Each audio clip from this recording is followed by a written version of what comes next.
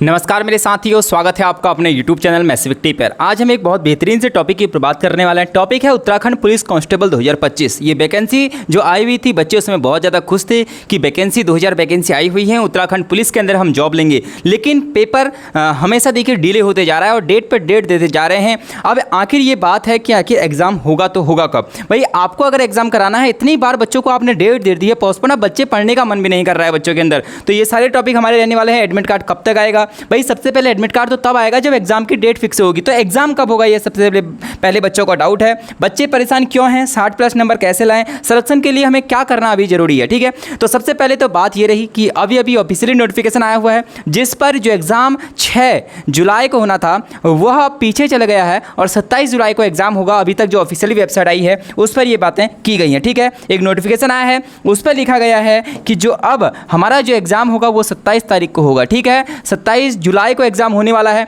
ऐसा अभी तक बोला गया है। देखिए आगे को 27 जुलाई को एग्जाम होता है या फिर नहीं होता है, क्योंकि अब बच्चे भी परेशान हो चुके हैं। डेट पे डेट दिए जा रहे हैं और एग्जाम कब होगा किसी को कुछ नहीं पता है। ठीक है, लेकिन जो भी मर्थोलिया जी हैं उनके द्वारा ये पता लगा कि जो एग्जाम है वो 27 तारीख को कराया जाएगा। ठीक है, ऑफिशियली नोटिफिकेशन भी आ गया है। एडमिट कार्ड कब तक आएगा? भैया अगर एग्जाम 27 तारीख को होगा तो जो आपका एडमिट कार्ड है वो 19 तारीख रिलीज हो जाएगा। 19 से 20 तारीख को एडमिट कार्ड आने लग जाएंगे, क्योंकि किसी भी एग्जाम के जो एडमिट कार्ड होते हैं वो एक सप्ताह पहले आने लगते हैं। ठीक है, तो 27 तारीख को एग्जाम होगा और एडमिट कार्ड आपका 19 से 20 तारीख को आएगा। अगली बात, बच्चे परेशान क्यों हैं? बच्चे परेशान इसीलिए हैं भाई, आपने पहले डेट कुछ और दी थी, उसके बाद आपने डेट को पोस्टपोन किया, बोला कि अभी हेयरिंग है, अभी कोर्ट पे केस चल रहा है, फिर आपने बोला कि और आगे बढ़ गई है, फिर आपने बोला 6 तारीख को एग्जाम कराएंगे, फिर आप बोल रहे हैं 27 तारीख को कराएंगे।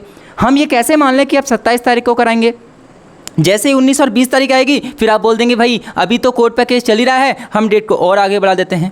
तो सबसे पहले तो आप ये फिक्स करिए कि जो बच्चे का फ्यूचर है उससे मत खेलिए। ठीक है, क्योंकि बच्चे का फ्यूचर एक बहुत इंपॉर्टेंट होता है। तो आप जो एक डेट दे रहे हैं उस डेट पर आप एग्जाम करा सकते हैं। ठीक है, तो ये सबसे बड़े बच्चों का इससे डाउट है कि एग्जाम होगा भी नहीं होगा, क्योंकि आपने देखा होगा जो एसआई का पेपर था 2019 से 2025 के अंदर कराया गया है। तो इसी प्रकार बच्चे डरे हुए हैं और बच्चों का डरना इस समय लाजमी भी है। क्यों?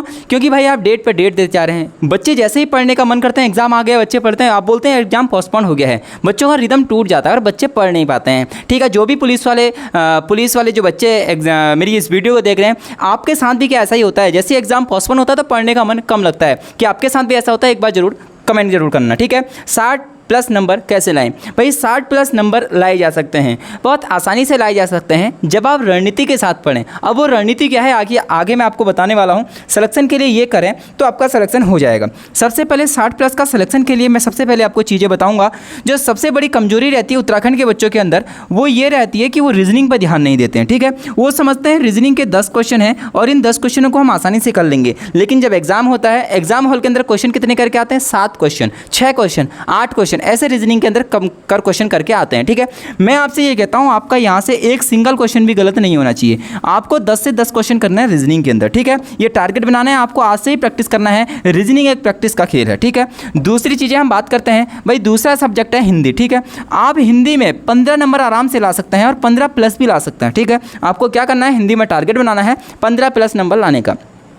तीसरा आपको टारगेट बनाना है जो बाकी 30 नंबर की बची जीएस। कौन सी जीएस? भैया जीएस बच रखी है। इस जीएस में आपको पॉलिटिकल साइंस पढ़नी, इसके अंदर आपको ज्योग्राफी पढ़नी है, हिस्ट्री पढ़नी है और इकोनॉमिक्स पढ़नी है, और कुछ क्वेश्चन यहाँ पर आपको कंप्यूटर और साइंस के भी दिख सकते हैं। तो आपको क्या करना है? इन 30 क्वेश्चन में से कम आपको 15 क्वेश्चन तो सही करने ही करने हैं। अगर आप हिसाब यहाँ से भी लगाते हैं तो 15 दूनी 30 और 10 40 हो गए। अब बाकी बची 40 नंबर की उत्तराखंड। आपको उत्तराखंड, अगर आप बहुत बेहतरीन तरीके से उत्तराखंड पढ़ लें तो 40 में से 25 नंबर आपके कम से कम उत्तराखंड के अंदर आने चाहिए। ठीक है, तो 40 में से मैंने आपको बोला कि 25 नंबर आपको उत्तराखंड के अंदर लाना है। ये आपका टारगेट रहना चाहिए। 10 number reasoning, 15 number Hindi, 15 number GS और 25 नंबर आपके उत्तराखंड। अगर आप इन नंबरों को जोड़ते हैं तो आपके 65 नंबर आते हैं। और मैं ये मानता हूँ जिस भी बच्चे का 90 का यहाँ पर फिजिकल बना हुआ है उसके लिए ये 65 नंबर सिलेक्शन की श्रेणी आसान कर देगी। ठीक है, इसका मतलब 65 पर सिलेक्शन आपका आसानी से हो जाएगा। अगर आप पुलिस की तैयारी कर रहे हैं तो आप बताइए कि आप क्या चाहते हैं? एग्जाम कब हो? एग्जाम और आगे बढ़े या 27 तारीख को आप एग्जाम